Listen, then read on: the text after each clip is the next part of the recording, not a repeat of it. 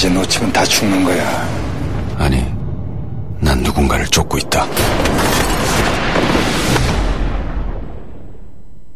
내 떨어졌네.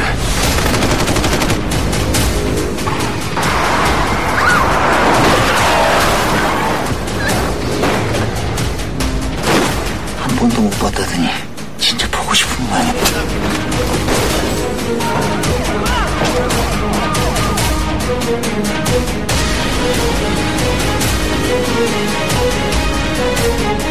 내 손으로 잡을 거야.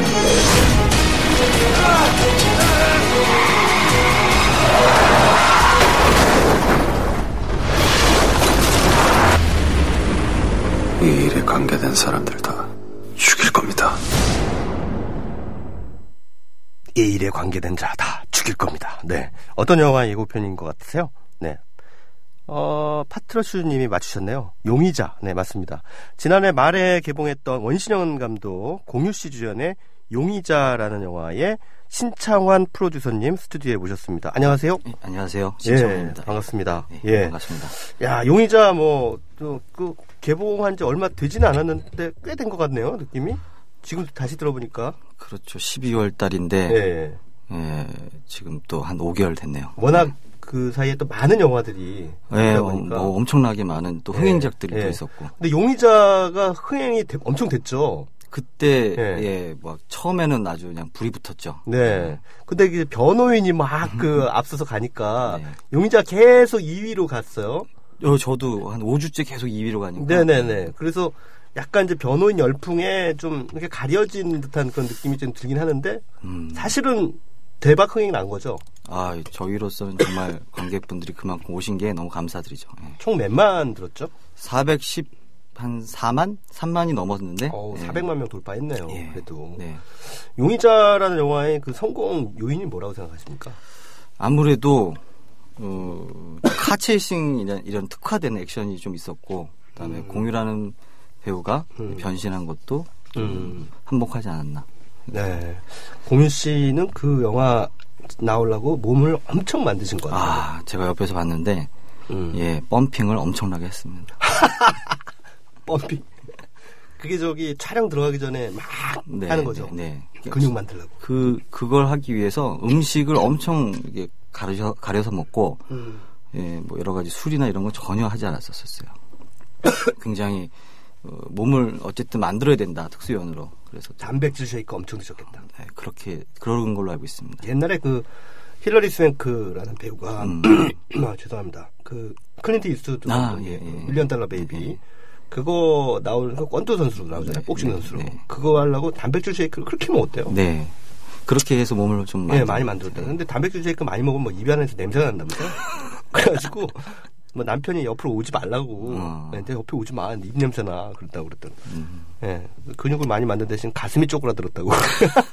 아무래도. 그랬는데. 자, 좋습니다. 그 용의자라는 영화에 그 신창환 프로듀서님 모셨는데 많은 분들이 좀 궁금해 하실 것 같아요. 지금 감독은 뭐 하는 사람이고 프로듀서는 뭐 하는 사람이지? 네. 역할 분담이 어떻게 되는 겁니까? 정확하게 좀 프로듀서라고 하는 그 직업의 세계에 대해서 좀 소개를 해 주신다면요. 보통 영화에서 영화를 만드시는 분이 이제 감독님이시기 때문에 근데 만드는 사람에게는 또 다른 이제 프로듀서라는 역할이 있는데 네네. 아무래도 감독님은 작품에 대한 뭐 창작 또 뭐 예술성 그리고 주제 이런 뭐 여러 가지 분들을 책임지시는 분이고 프로듀서는 기획 단계에서부터 그 작품 그 감독님의 그 영화를 위해서 스태핑을 하고 또 캐스팅도 돕고 그다음에 예산 일정을 왜냐하면 영화가 산업화해서 뭐 제작비가 뭐 70억, 50억 이렇게 들다 보니까 100억도 넘는 영화들도 많죠. 그러니까 그런 거에 대해서 총괄 관리하고 진행하는 그런 또 역할을 하는 게 프로듀서입니다. 예. 미국으로 치면은 이제 우리 잘 아는 그 제리 브로카이머. 네. 그 사람 프로듀서잖아요. 그렇죠. 그러니까 어떻게 보면은 기획 영화나 상업 영화 같은 경우에는 감독보다는 오히려 프로듀서의 그 뭐랄까요 그 결정 권한이 더 세지 않습니까? 그렇죠. 네. 만약에 제리 브루카이머랑 스필버그가 만난다면 누가 PD고 누가 감독일까? 그러니까 결국에는 그런 유명 제작자의 기획에는 또 거기에 재능 있는 감독이 그 영화를 통해 또 스타 감독이 되기도 하고 네. 그다음에 또 스필버그 같은 감독님은 또 프로듀서도 하고 다른 영화의 PD도 하는 경우도 있고 자기가 연출하기도 하는 경우도 있고. 네. 그러니까 어떤 영화의 기획을 하게 될 때 야, 이 영화에는 이 감독이 잘 어울리겠다라는 판단도 역시 프로듀서가 하는 거겠죠? 보통 지금 한국에서 프로듀서들 혹은 제작자들이 그런 개념을 갖고 작품과 감독을 매칭을 하시죠. 아, 예. 사실 그 프로듀서 시스템이라는 게 한국에 정착되기 시작한 게 얼마 되지 않았죠? 네. 그 사실은 이전에는 감독이 프로듀서인 경우가 더 많았잖아요. 어떻게 보면. 네, 감독님들이 보통 뭐 시나리오 가지고 오셔서 이렇게 영화 제작자 분들과 같이 해서 감독님이 이제 자기가 캐스팅도 하고, 캐스팅도 하고 스태핑도 하고 그러면서 이제 책임들 많이 지셨는데 그 지금 이제 점점 이제 예산이 많이 들어가고 좀 자금의 투명성 그리고 운영에 대한 합리성 뭐 이런 여러 가지 부분 또 마케팅 이런 것까지 해서 프로듀서 역할이 굉장히 커졌죠. 네. 그래서, 영화 제작자들이 한국 영화가 발전하기 위해서는 이 프로듀서 시스템이 정착해야 된다. 그런 그 얘기들을 많이 하시고, 또 실제로 한국 영화가 이제 전성기를 맞이한 2000년대 이후에, 굉장히 뭐, 능력 있는 프로듀서들이 재능 있는 감독들을 많이 발굴해내지 않았습니까? 뭐, 여러분들 잘 아시는 뭐, 심재명 프로듀서라든가, 아니면은 원동현 프로듀서라든가, 여러 그 능력 있는 프로듀서들이 또 앞장서서 좋은 영화들을 기획하고 거기에 맞는 또 감독들을 발굴해 왔기 때문에 이 프로듀서가 갖는 역할이라는 건 정말 굉장히 크다. 저는 그렇게 생각하거든요. 근데 그런 거에 비하면은 뭐 한국 그 영화 산업 속에서 이 프로듀서들에 대한 어떤 인식이랄까 이런 것들이 아직은 많이 이렇게 좀 정착이 되어 있지는 않은 것 같아요. 그렇죠. 왜냐하면 프로듀서란 말이 사실은 영어고 또 외국에서 도입이 됐고 또 한국에서 TV에서 하시는 말씀은 나오는 PD라는 분은 또 프로그램 디렉터이기 때문에 연출자고 이제 영화에서 이렇게 프로듀서라는 게 어떤 좀 이렇게 아이덴티티가 명확해야 되는데 지금 만들어가고 있는 과정인 것 같습니다. 그 우리 할리우드 영화 보다 보면요, 익제큐티브 프로듀서라는 말이 나와요. 그리고 프로듀서가 나오고요. 그게 어떻게 다른 건가요? 익제큐티브 프로듀서 같은 경우는 이제 돈을 이제 자본을 끌고 오는 그런 이 영화에 쩐주군요, 말하자면. 쩐주. 뭐 본인의 돈을 하기보다는 너무 예산이 크니까 그런 금융이나 이런 여러 가지 통해서 돈을 마련하신 분들이 많고 펀딩에 주로 관여를 하시는 그런 경향들이 많으신 분들이 익제큐티브를 하시고 프로듀서는 이제 기획부터 제작의 책임까지 해서 개봉까지 이렇게 하시는 분들. 그 사이에는 뭐 감독님 캐스팅, 뭐 시나리오 작업, 배우 캐스팅, 뭐 이런 것들을 전체 관여를 하시죠. 사실 프로듀서라는 게 그 직업 분야가 어떻게 보면 창작 분야인 감독, 그 다음에 또 제작사, 그 다음에 투자 배급사. 사이에 어떤 그 매개 역할을 또 하는 역할이 아닌가 싶거든요. 그렇죠. 근데 그런 분들이 그 사이사이에 어쨌든 입장이 있을 거 아니에요. 각자 입장. 그게 막 또 충돌할 거 아니에요. 완전히 그 고래 싸움에 새우등 터질 일이 많을 것 같아요. 그렇죠. 그래서 어떤 분은 프로듀서가 새우냐 고래다 이렇게 얘기하시는 분도 있죠. 굉장히 어려운 창작과 자본이 만나는 그 안에서 이 대중들이 좋아할 수 있는 컨텐츠로 책임지고 끌고 가시는 분들이 보통 프로듀서의 역할을 하시는 것 같아요. 그러니까 감독이 막 이 제작비를 막 오버시킨다든가 아니면 뭐 차일피일 막 촬영 일정이 막 늦어진다든가 아니면 감독이 현장에서 뭐 그냥 막 성질을 낸다든가 아니면 배우하고 뭐 굉장히 트러블이 생긴다든가 이러한 그 돌발 변수들이 막 생기면 그 제일 난감한 사람이 프로듀서가 될 것 같아요. 그렇죠. 한 편 찍으시면 한 10kg 이상씩은 빠지실 겁니다. 누가 제일 그 컨트롤하기 힘듭니까? 이 영화와 관련된 사람들 중에 프로듀서 입장에서 아무래도 감독님이 그렇지만 또 가깝고도 먼 제일 가까워야 될 또 그 파트너 아닙니까? 맞아요. 감독이? 전 용의자 찍을 때 거의 2년 동안 지금 작업을 했는데 저희 감독님은 저희 스태프들이 아버지라고 했고 프로듀서인 저는 어머니라고 하더라고요. 결국 아버지이기는 어머니가 별로 없듯이 예. 아버지의 어떤 그런 역할이 감독이고 이제 좀 뒤에서 이렇게 보살펴주고 이렇게 받쳐주는 게 프로듀서의 역할이고 했던 경험이 있어요. 군대로 치면은 이제 그 감독은 소대장이고 그 프로듀서는 그 뭐라 그러죠? 그 선임하사. 선임하사나 뭐 그 정도 된다라고 볼 수가 있겠네요. 예. 자, 그 뭐 여러분들도 게시판을 통해서 우리 신창원 프로듀서님에게 질문 올려주시면 제가 대신 질문을 드리도록 하겠습니다. 불쏘시개님은 듣다 보니 영화의 제작 초기부터 기업으로 말하자면 전문 경영인 같다는 느낌이 드네요. 라고 말씀하셨는데 전문 경영인입니까? 어떻습니까? 그렇게 말씀하시니까 약간 비슷한 점도 있는 것 같아요. 왜냐하면 무에서 유를 창조하니까 네네. 거기에 감독님이 크리에이티브적인 부분들을 말씀하시면 네. 그런 거를 이제 구체적인 이제 예산 수립부터 프로세싱을 통해서 네. 어떻게 이걸 메이킹을 해 나가는지를 네네. 같이 고민하는 역할을 하다 보니까 네네. 비슷한 부분도 있는 것 같습니다. 예. 그러니까 영화를 만드는 데 있어서의 여러 공정이 있겠지만 일단 처음에 기획이 있을 테고요. 그 다음에 시나리오를 이제 각본을 이제 만들어 나가는 과정, 거기에서 이제 감독을 누가 할 것인가를 결정하는 과정, 배우는 누가 할 것인가 어떤 캐스팅 과정, 그걸 이제 이른바 패키징이라고 하잖아요. 그런 모든 과정 속에서 또 투자를 유치해야 되는 부분도 있잖아요. 그렇죠. 그러니까 투자는 메인 투자사, 우리나라 메인 투자사가 뭐 4개 정도 되잖아요. 뭐 CJ, 롯데, 뉴, 쇼박스 정도 되는데.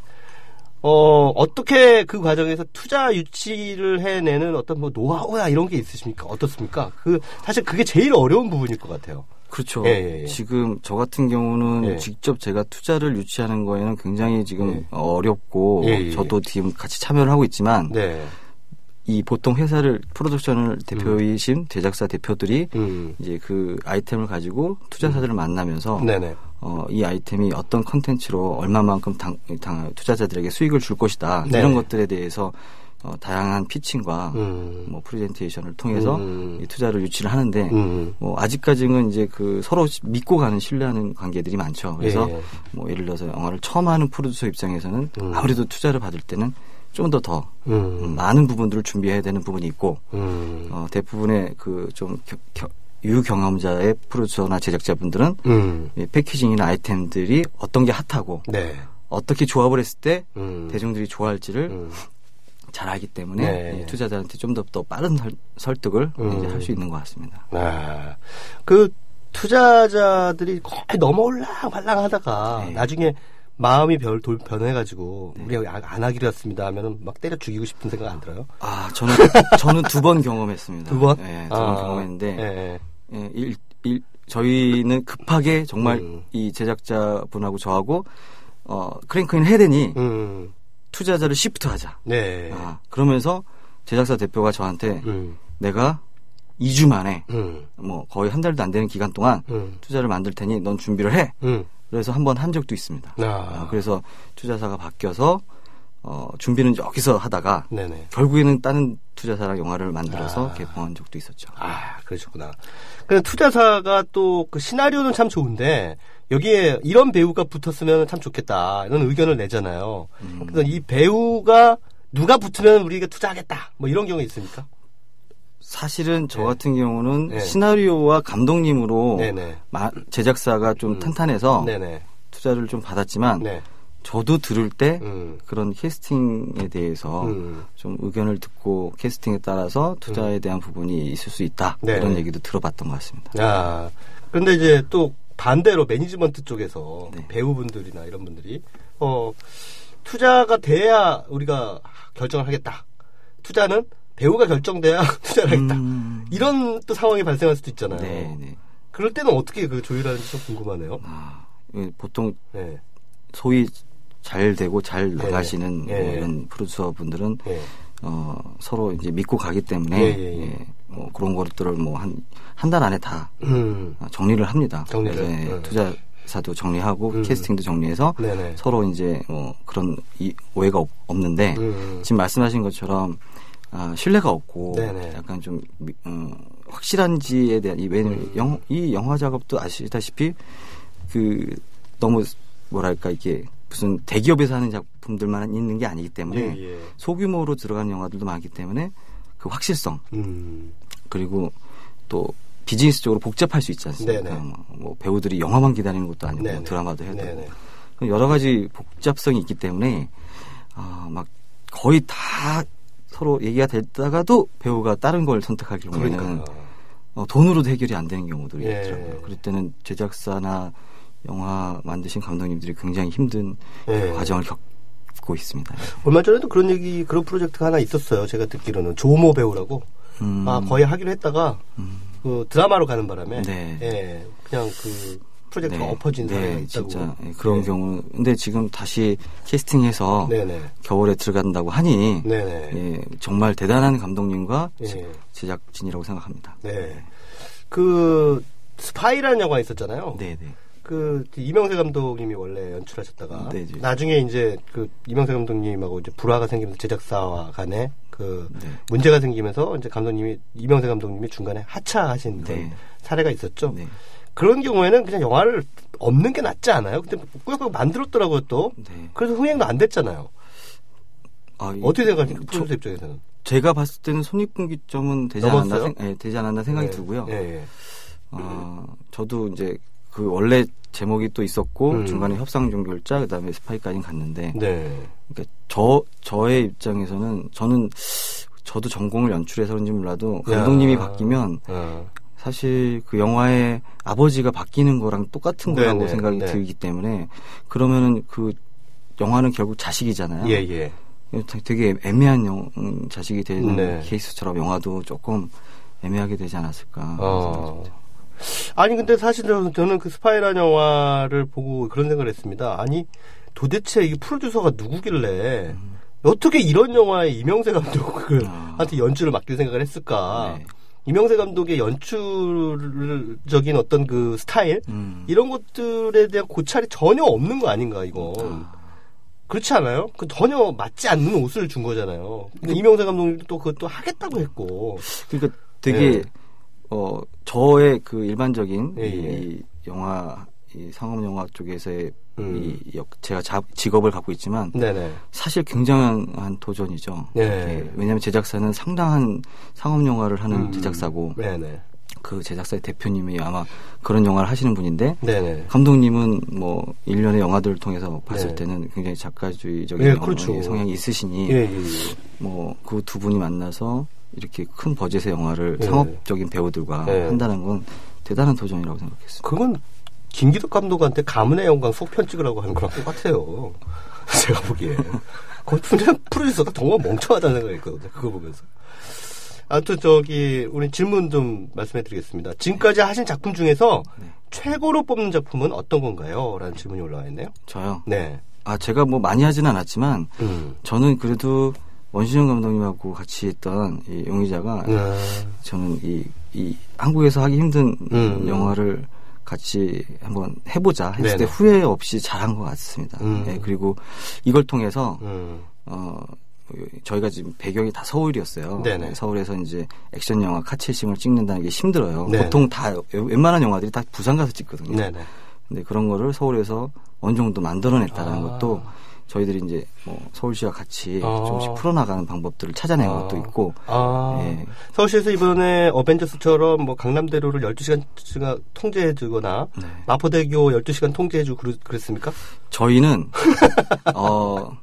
저도 깜짝 놀랐지만 저희는 한강대교를 5번이나 경찰들이 좀 통제를 해줘서. 오, 그래요? 공유 씨가 뛰어내리는 장면을 찍기 위해서는 그 와이어랑 모든 장치들이 있어야 돼요. 그러려면 이제 저희가 한강다리의 4차선을 중에 2차선을 할애해야 되는데 저희가 오전까지는 2차선 쓰고 오후에는 1차선만 쓰면서 순차적으로 이렇게 차량을 통행시키면서 경찰들과 같이 촬영을 했던 기억이 납니다. 대단하네요. 그 정도면. 근데 그래도 전면 통제를 안 해줬잖아요. 전면 통제는 매우 힘들다고 하셨습니다.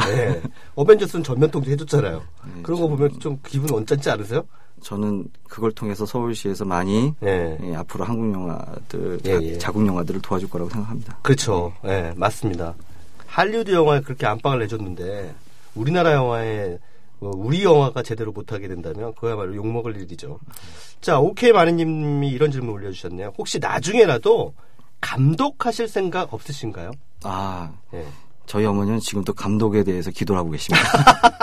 근데 제가 그 마라톤이라는 영화라는 그 조승우 씨가 나왔던 마라톤이라는 영화를 이제 프로듀서를 할 때 그 회사에서 저한테 하신 말씀이 있습니다. 저는 그때 조감독이었는데 감독을 준비하는 사람이었지만 당신 같은 사람이 한국의 프로듀서로서 필요하다.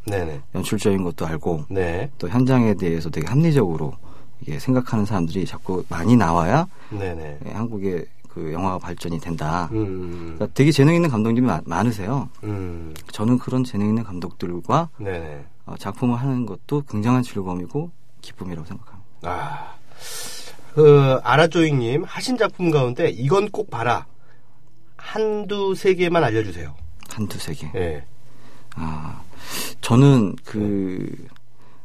되게 작은 소품이었지만 그 김동욱 씨랑 이제 뭐 좀 김동욱 씨라는 배우가 출연했던 램프의 요정이 되게 한국에서는 그런 중편 영화가 나오기 쉽진 않은데 그런 영화들이 좀 더 다양했으면 좋겠다는 생각에 램프의 요정이 꼭 보셨으면 좋겠고 그다음에 개인적으로는 저는 아쉬운 영화 중에 하나인데 마이파더라고 다니엘 헤니하고 김영철 씨가 나왔던 영화가 있어요. 근데 그 영화가 저희가 개봉 시점을 되게 좀 아쉽게 잡아서 이제 개봉 시점에 좀 잘 맞았으면 좀 더 좋은 관객이 들었을 거고 또 그 영화는 또 이번에 흥행 대박을 이루신 황동혁 감독님의 첫 번째 작품이기 때문에 좀 보셨으면 하는 생각이 듭니다. 네, 알겠습니다. 자, 앞으로 프로듀서로서 지금 현재 진행하고 있는 프로젝트 있습니까? 네, 뭐 제목은 아직 가제지만 그 늑대소년의 조성희 감독님하고 액션 누아르면서 따뜻한 좀 이렇게 이야기가 있는 그런 영화를 지금 준비하고 있습니다. 네, 알겠습니다. 앞서서 제가 제리 브루크하이머 얘기했는데 제리 브루크하이머 말고도 미국의 그 쿠엔틴 타란티노를 발굴한 와인스타인 형제라는 아주 유명한 프로듀서가 있습니다. 설국열차도 참여하시죠. 그 부디 우리 신창환 프로듀서님도 와인스타인에 버금가는 그런 영화 프로듀서가 되시기를 기원하면서 오늘 나와주신 데 대해서 심심한 감사의 메시지를 드립니다. 네, 감사합니다. 고맙습니다.